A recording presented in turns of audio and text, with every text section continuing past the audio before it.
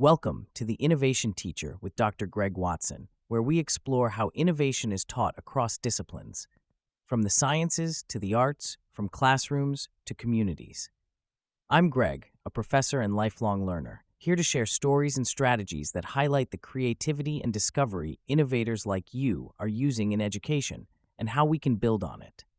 Today's show is called How Do I Balance Structure and Freedom?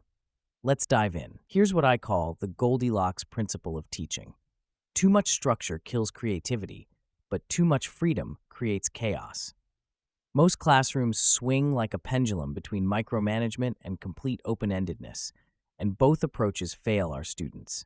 Today, I want to show you how innovation thrives in what researchers call guided autonomy, giving students clear boundaries with creative choice within them. Think of structure as the scaffold and freedom as the fuel. Your job isn't to choose one or the other, but to find the innovation sweet spot where both work together. Give your students non-negotiable learning targets, but offer multiple pathways to reach them. For example, tell your students, you must demonstrate understanding of photosynthesis, but you choose how. Create an infographic, write a song, design an experiment, or craft a story. Same destination, different journeys. This approach is backed by self-determination theory, which shows students need three things to thrive: autonomy, competency, and relatedness. Studies consistently demonstrate that creativity peaks when students have clear constraints paired with creative choice. I recommend what I call the 70-20-10 rule: 70% structured learning to build foundational skills, 20% guided exploration to apply those skills creatively, and 10% complete creative freedom to let imagination soar. One immediate technique you can implement is choice boards with guardrails. Create a 3x3 grid where students must complete the center square, your core skill or concept, plus any two others that represent creative applications of that learning. This builds both competency and creative confidence simultaneously.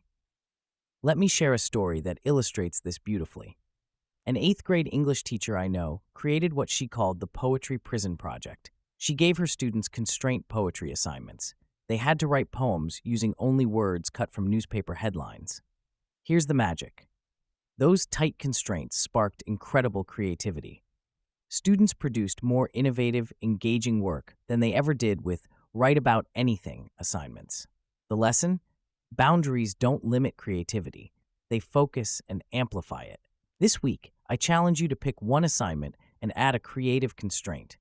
Give students 2 or 3 different ways to demonstrate the same learning objective. Watch how limitations actually increase student engagement and innovation. Structure becomes the launch pad, not the ceiling. Here's the bigger picture.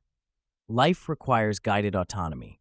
We follow rules while finding creative solutions. Speed limits exist, but we choose our route. Recipes provide structure, but great chefs improvise within them.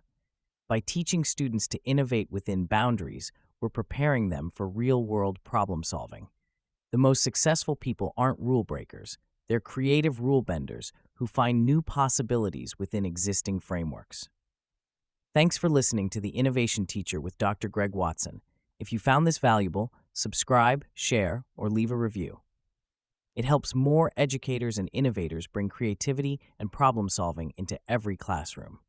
Remember, you're not just a teacher, you're an innovation teacher. Let's keep shaping classrooms where creativity and discovery thrive. Subscribe and join me on this journey.